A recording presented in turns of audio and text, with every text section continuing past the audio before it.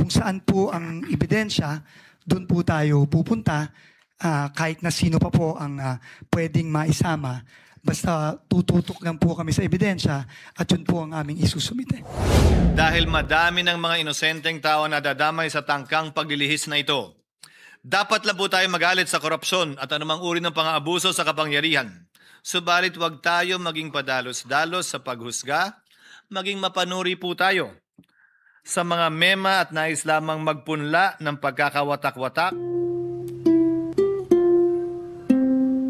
Mr. President, I move that we consider the budget of the Department of Public Works and Highways. I so move. Any objection? Hearing none. Consideration of the budget of the Department of Public Works and Highways is in order. Thank you, Mr. President. May we recognize the sponsor, Senator Sherwin Gatchalian, to give the details of the budget, Mr. President. Senator Sherwin Gatchalian is recognized to give the details of the budget. Maraming salamat, Ginoong Pangulo, Majority Leader. Mr. President, we respectfully submit for the body's consideration the proposed new appropriations for the Department of Public Works and Highways for fiscal year 2026 amounting to 568 billion pesos. Thank you, Mr. President. Mr. President, Majority Leader. I move that we recognize the former Senate President, our distinguished colleague, Senator Cheese Escudero. The former Senate President, Senator Cheese Escudero, is recognized. Thank you, Mr. President. Thank you, distinguished majority floor leader. Just a few questions, and I would like to thank at the outset Senator Lacson, our Senate President Pro Tem, for allowing me to ask my questions ahead, given its brevity. Pwede po bang malaman, mula dun sa original na budget ng DPWH na pinanukala sa ilalim ng NEP, magkano po yung kabuuang flood control funds na tinanggal mula sa panukalang NEP? Mga 255 billion, Mr. President. 255 billion. At sa magiging panukala ng kagalang-galang na chairman ng komite, ito'y nilagay presumably sa mga mas makabuluhang mga proyekto ayon sa mga panukala ng ating mga vice chairman. Halimbawa, sa edukasyon, sa health at iba pang mga kahalintulad ng mga departamento o mga gawain.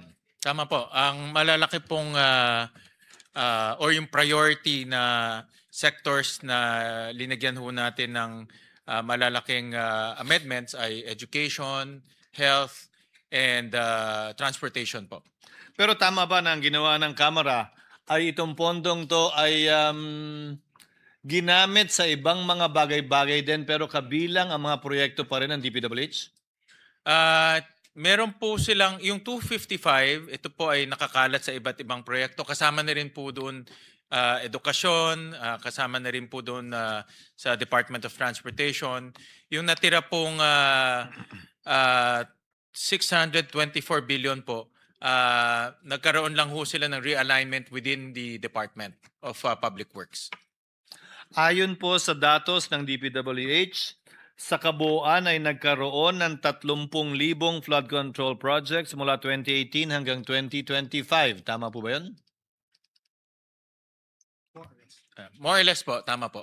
At sa na-validate nila na 8,000 proyekto out of the 30,000, nung una humigit kumulang 421, kung hindi ako nagkakamali, ang identified na ghost projects na bumaba ng anong numero na po ngayon? Bumaba, di ba?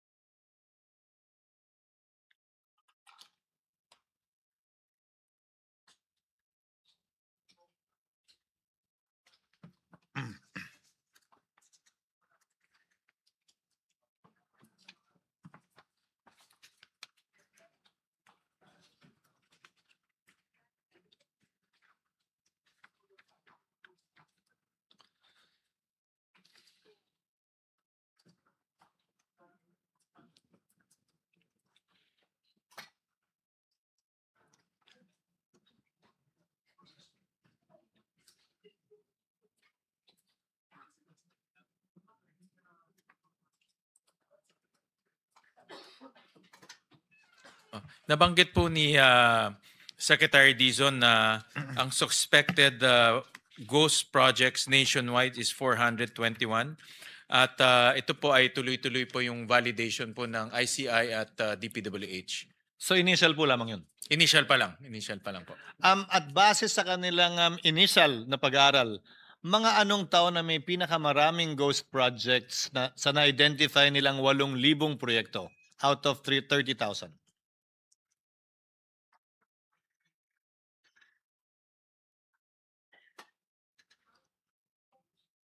Hindi pa ho nila masabi ngayon dahil ongoing pa rin po ang validation nitong 8,000 na projects po. Doon sa na-identify po lamang na 421 initially, anong taon po karamihan ito?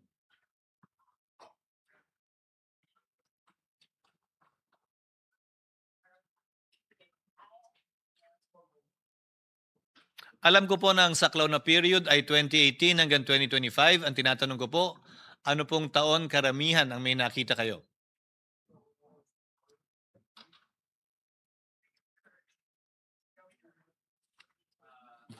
Mga 2023 and 2024 po ang peak o pinakamaraming out of this 421 suspected. Na tumutugma sa naunang talumpati, kung naalala ko ng tama, ng ating kasamahan at Senate President Pro Tem na si Senator Ping Lacson sa kanyang talumpati na dineliver dito sa plenaryo ng Senado. Dumako naman po tayo sa 2025 budget. Valid pa po ba yung budget hanggang sa susunod na taon tulad ng mga ibang budget na nakikita natin at pinapasa ng Senado? Is the budget valid for 2 years?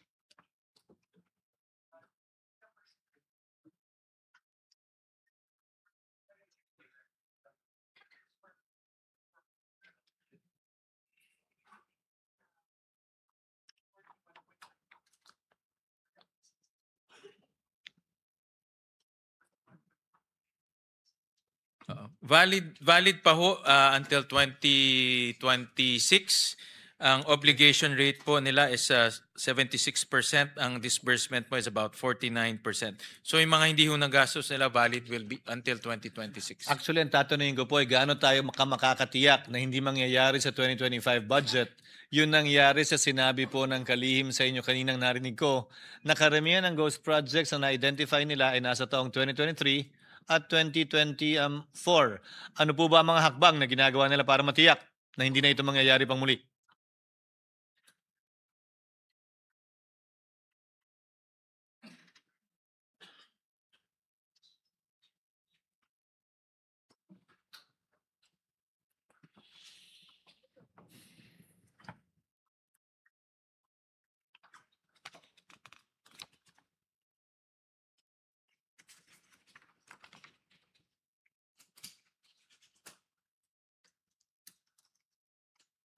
So nabanggit po ni Secretary Dizon sa akin na nagkaroon din ho sila ng reshuffling ng mga district engineers at the same time may strict instructions ang secretary na dapat lahat po ng projects ini-inspect para po masigurado na wala pong ghost projects and substandard projects. At the same time, inilunsad na po yung transparency portal na lahat po ay nandoon yung project. So ang taong bayan mismo pwede nang magsumbong, mag-report o pwede nang magbigay ng impormasyon kung ano po yung status ng project.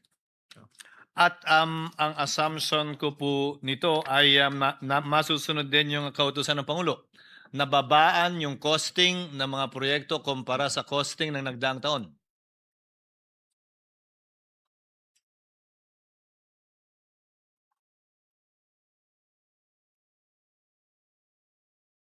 Would you like to know where your loved one is?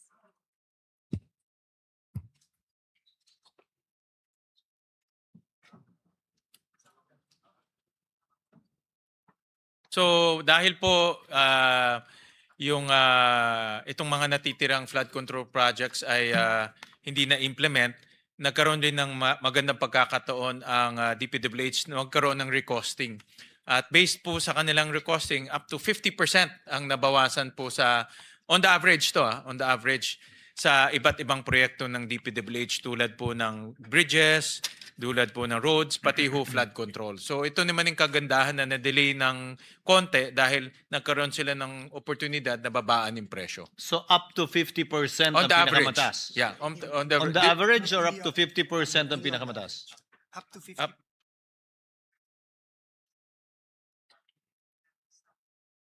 So up to 50%, Mr. President, depende rin sa regions. No? May region na mataas, may region na mababa. So up to 50% yung natipid nila. Depende rin sa materials, depende rin kung saan, no? Kasi may logistical issues rin. Kung may double, triple howling halimbawa. Correct, correct.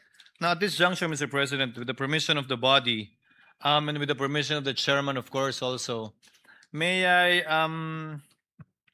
ask 3 questions directly to the secretary, because I believe only he can answer, given that only he has personal knowledge about the questions I will be asking.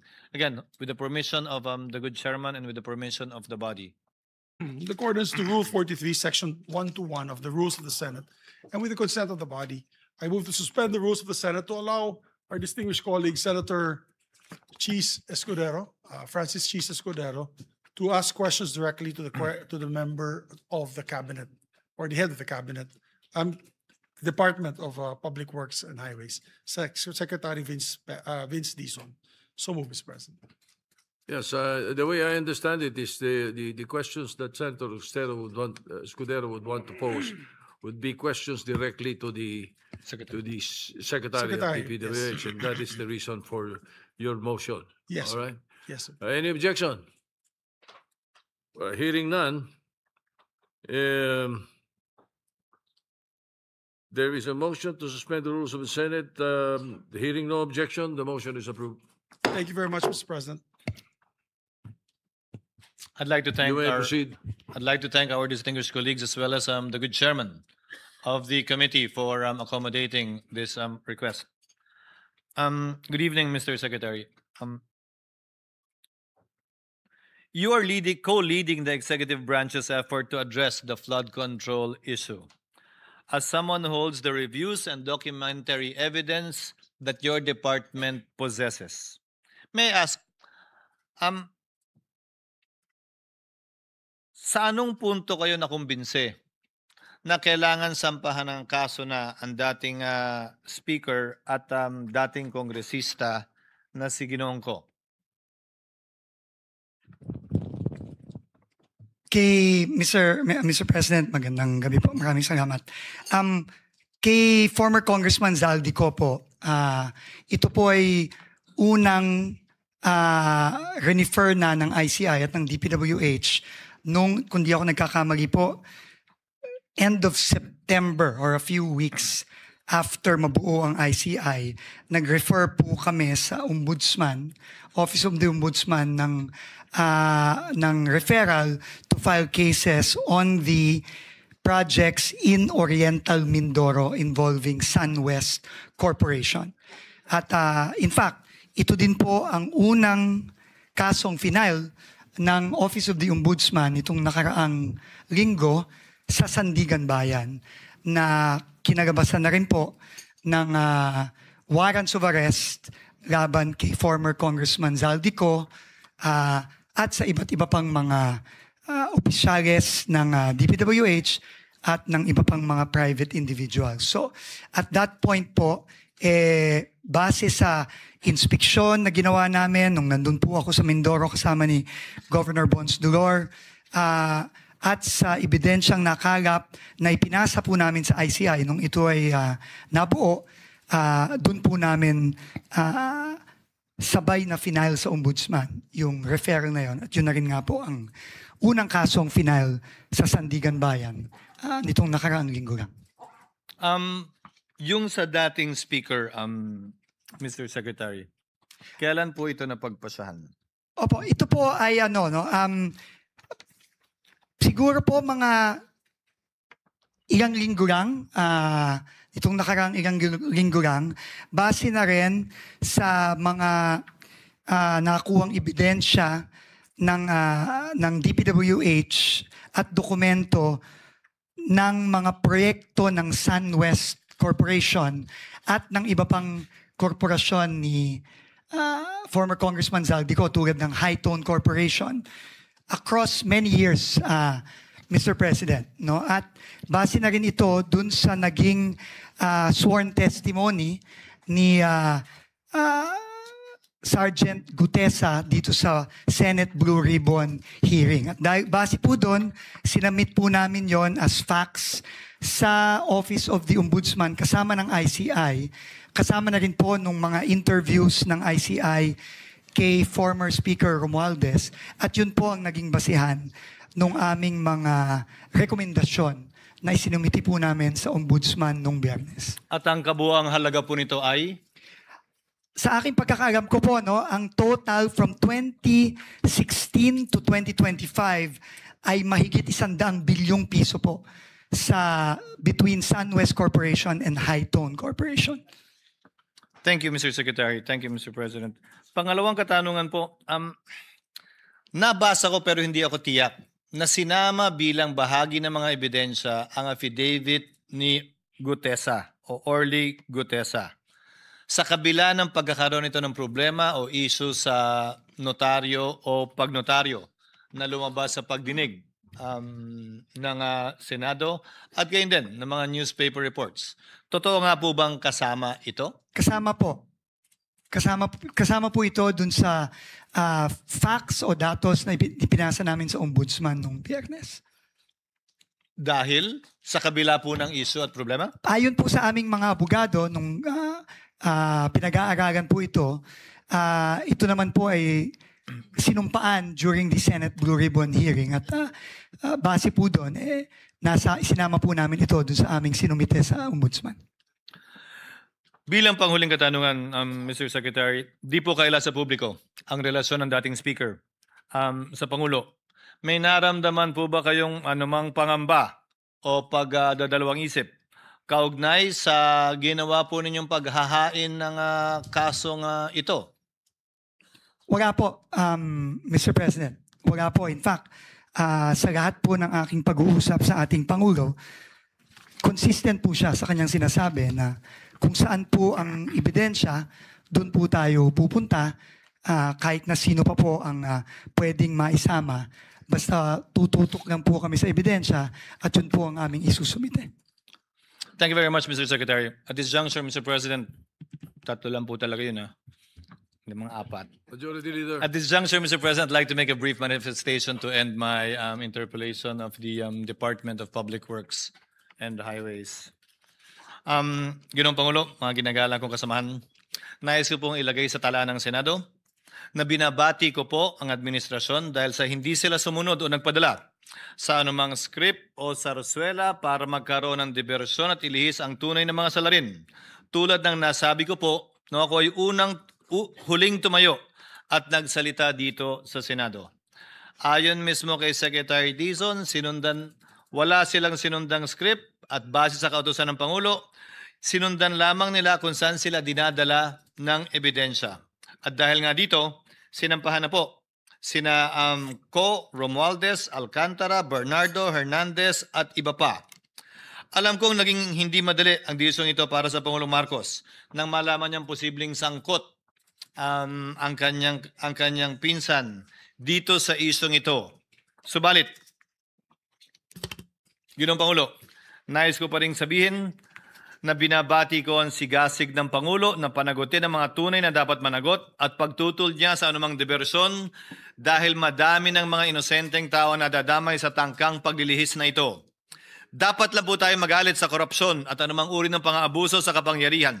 Subalit huwag tayo maging padalos-dalos sa paghusga, maging mapanuri po tayo sa mga mema at nais lamang magpunla ng pagkakawatak-watak, hindi lamang po natin dito sa Senado, pero gayon din po sa buong bansa.